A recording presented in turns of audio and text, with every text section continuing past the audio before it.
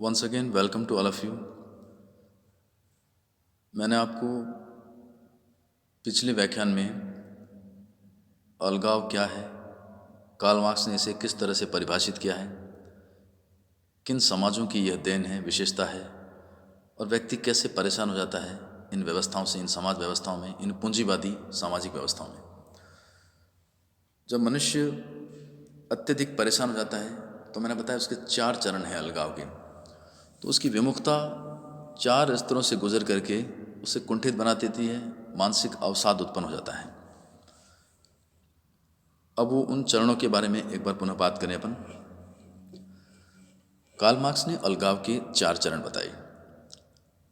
पहला चरण उत्पादन की प्रक्रिया, अर्थात व्यक्ति इसलिए अलगाव महसूस करता है कि जो सृजनशीलता की अभिव्यक्ति उसे नहीं मिल रही है।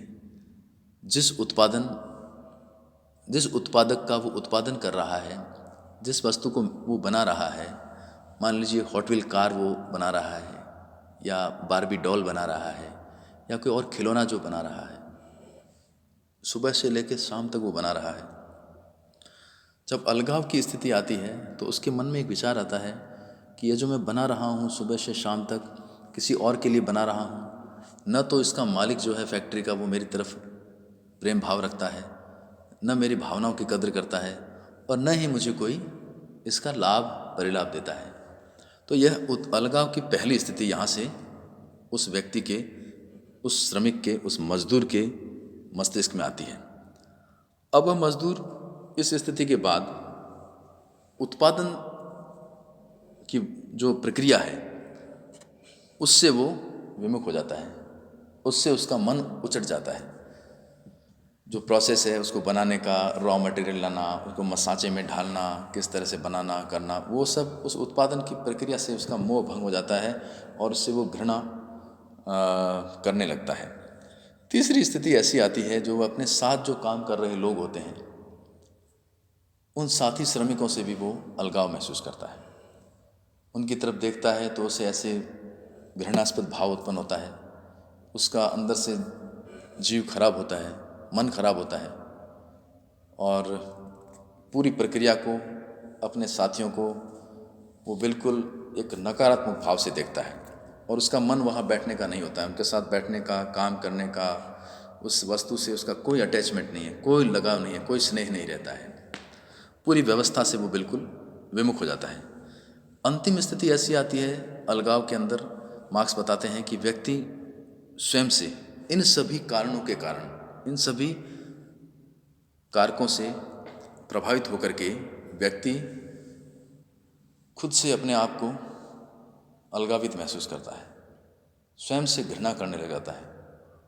ऐसी मनोदशा विकसित हो जाती है कि मैं बिल्कुल जानवरों की तरह काम कर रहा हूँ, जो काम कर रहा हूँ, जो उत्पादन की प्रक्रिया में मैं शामिल हूँ, जो उत्पादन कर रहा हूँ, जो उत्पादक मैं निर्मित कर रहा हूँ, जो प्रोडक्ट, उस प्रोडक्ट पे मेरा कोई अधिकार नहीं है, न ही मुझे कोई रेस्पॉन्स दिया जाता है, न इसका मुझे कोई लाभ मिल रहा है। तो ऐसी स्थिति में व्यक्ति बहुत एक नैराश्यजनक स्थिति उत्पन्न हो जाती है और व्यक्ति बिल्कुल परेशान हो जाता है और हताशा के बाद व्यक्ति कई तरह के नकारात्मक भाव अपने मस्तिष्क में लेता है, उभरते हैं और जीवन काल को समाप्त भी कर लेता है। तो ये पूंजीवादी व्यवस्था दिखने में बहुत बढ़िया लगती है, लेकिन मजदूरों का, श्रमिकों का, निम्न स्तर के जो जिन्हें मार्क्स बुर्जुआ कहते हैं, उन बुर्जुआ बॉर्ग्यूस का प्रोलेटेरिएट के द्वारा शोषण किया जाता है। उन श्रमिकों का, मजदूरों का शोषण जो है वो पूंजीपति समूह के द्वारा किया जाता है, पूंजीपति वर्ग के द्वारा किया जाता है। श्रमिक जो है वो शोषित है, हारा हुआ है और पूंजीवादी समाजों के अंदर जो अर्थ प्रधान समाज हैं वहाँ पर विकास तो बहुत चाहिए, लेकिन मानवीय मूल्य, संवेदनाएं वो शून्य की ओर अग्रसर हो जाती हैं। मानवीय मूल्यों को, मनुष्य की महत्वता को, उनकी संवेदनाओं को, उनकी भावनाओं को, उनकी ज़रूरतों को यह पूंजीपति ध्यान नहीं देते हैं और उन्हें उसी तरह से उनके साथ व्यवहार किया जाता है जिस तरह से 17वीं 18वीं शताब्दी में यूरोप के अंदर जो मालिकों के द्वारा गुलामों के साथ किया जाता था। वहाँ के जो ज़मींदार थे, जो एस्टेट्स थी, वो जागीरें अपने गुलामों के साथ करती थी। तो ऐसी स्थितियों के बारे में मार्क्स बात करते हैं और व्यक्ति के ये 4 चरण बताते हैं, नैराश्य की स्थिति के, अलगाव की स्थिति के 4 चरण बताते हैं। और अंततः ये होता है कि व्यक्ति उस पर काम करना छोड़ देता है, उन सब से अलग हो जाता है। मार्क्स कहते हैं कि किसी भी श्रमिक का अलगाव उस वस्तु में लगाए गए श्रम के साथ ही उत्पादन की प्रक्रिया से इतना प्रभावित हो जाता है कि वह श्रमिक अपने व्यक्तित्व का पूर्ण विकास नहीं कर पाता। उस श्रमिक को कर्मस्थल पर सुख शांति प्राप्त नहीं होती, वो बेचैन रहता है। हर समय उसके मन मस्तिष्क में एक ही बात घूमती रहती है कि वह जो काम कर रहा है उसका मालिक कोई और है। श्रमिक वह मजदूर अपनी पूर्ण क्षमता से उस वस्तु का उत्पादन करता है, किंतु वही वस्तु उसकी न होकर किसी अन्य की हो जाती है, मतलब उस मालिक की होती है, फिर वो बाजार का रूप धारण कर लेती है। यह अन्य व्यक्ति शोषक कहलाता है। जो सर्वहारा है, शोषित है। मजदूर शोषक के हाथों को और वह मजदूर शोषक के हाथों को कमज़ोर करता जाता है। मतलब शोषक कौन है और शोषित कौन है? शोषक है पूंजीपति और शोषक जो है वो मजदूर है। यह जो शोषक है वो शोषित के या मजदूर के हाथों को और कमज़ोर करता है, और यह मजदूर उस शोषक के हाथों को या उस पूंजीपति के हाथों को मजबूत करता जाता है। दोनों में उल्टी प्रक्रिया है, डायरेक्टली इन्वर्सली प्रोपोर्शनल है। एक मजबूत कर रहा है और पूंजीपति मजदूर को कमज़ोर कर रहा है उसके हाथों को। इससे श्रमिक के मन में अपने काम के प्रति, स्वयं के प्रति व अपने साथियों के प्रति प्रतिरोध की भावना उत्पन्न होती है। मार्क्स कहते हैं कि दो विपरीत शक्तियां बन जाती है वहाँ कार्यस्थल पर, जो श्रमिक को उसके उत्पाद से अलग कर देती है। प्रथम वह धनाढ्य है जो उत्पादन की प्रक्रिया को नियंत्रित करता है, और द्वितीय बाजार की स्थिति है जो पूंजी व उत्पादन की प्रक्रिया को नियंत्रित करते हैं। तैयार जो उत्पादन है, जो प्रोडक्ट है, उस पूंजीपति का होता है जो उसे जैसे चाहे वैसे उपभोग करने के लिए स्वतंत्र है, बेचने के लिए स्वतंत्र है, उसके लिए पूरा खुला बाजार है। उसका जो भी वो मूल्य निर्धारित करे उसका मुनाफा उसे ही मिलना है, प्रॉफिट पूरा उसे ही मिलना है। सरप्लस वैल्यू जिसे मार्क्स कहते हैं, वो अतिरिक्त मूल्य का सिद्धांत दिया है मार्क्स ने। जो मार्केट के अंदर जितना गेन है, प्रॉफिट है, सब उसी का है, उस पूंजीपति का है। इस प्रकार वह पूंजीपति अधिक शक्तिशाली होता चला जाता है, और बाजार में वस्तु के दाम में उतार चढ़ाव से पूंजी की गतिशीलता से श्रमिक भी विपरीत तरीके से प्रभावित होता रहता है।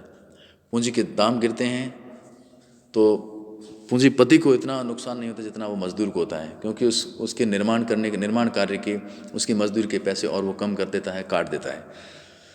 अंततः हम कह सकते हैं कि श्रमिक का स्वयं से, अपने साथियों से अलगाव हो जाता है। इस प्रकार प्रत्येक व्यक्ति दूसरे से व दूसरे भी आपस में मानव जीवन से ही अलगाव महसूस करने रहते हैं, और वो एक कोने में दुबक कर बैठ जाते हैं। इस पूरी व्यवस्था को बिल्कुल अपने माफिक नहीं समझते हैं, और वह मजदूर, वह शोषित, वह सर्वहारा अपने आप को ठगा सा महसूस करता है इन पूंजीपति समाजों में।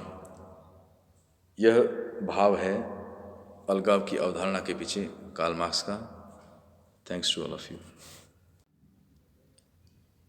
अंततः हम कह सकते हैं कि मार्क्स के अनुसार वर्तमान पूंजीवादी व्यवस्था और उसकी सामाजिक एवं आर्थिक परिस्थितियां व्यक्ति में उत्पादित वस्तुओं, उत्पादन की प्रक्रिया, अपने स्वयं तथा अपने साथियों, परिवार और समुदाय के प्रति अलगाव उत्पन्न करती है, विमुखता उत्पन्न करती है। ऐसी परिस्थितियां जो अनैतिक साधनों से निजी संपत्ति के एकीकरण और मानवीय श्रम के शोषण के कारण उत्पन्न होती है। व्यक्ति में व्यवस्था, अज्ञानता, साधनहीनता और शक्तिहीनता उत्पन्न करती है।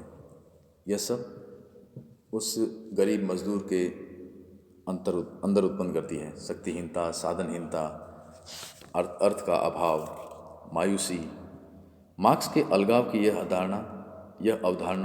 धारणा वर्तमान समाज के समाजशास्त्रीय चिंतन की एक महत्वपूर्ण अवधारणा बन गई है। यहाँ यह बहुत निहायत ज़रूरी हो जाता है कि ऐसे श्रमिकों का, ऐसे शोषित व्यक्तियों का, ऐसे डाउन ट्रोडन्स जो पीपल हैं, उनकी मदद करना, उनको उन समस्याओं से निजात दिलाना, समाज की मुख्य धारा में अपने इज्जत के साथ अच्छी तरह उनको रोज़गार प्राप्त हो, सम्मानजनक मजदूरी प्राप्त हो और अपना जीवन जी सकें। क्योंकि जीवन प्रत्येक व्यक्ति के लिए, आज के संदर्भ में बात की जाए, जीवन प्रत्येक व्यक्ति के लिए अनमोल है, अमूल्य है। हर व्यक्ति अपने परिवार के लिए बहुत ही महत्वपूर्ण है और अनमोल है। इसलिए समाज को, हम सब लोगों को, पूंजीपतियों को ऐसी व्यवस्थाएं निर्मित करनी चाहिए जिसमें गरीब का भी हक ना मारा जाए और पूंजीपति को अपना हक मिलता रहे। Thanks to all of you. We will meet in next e classes.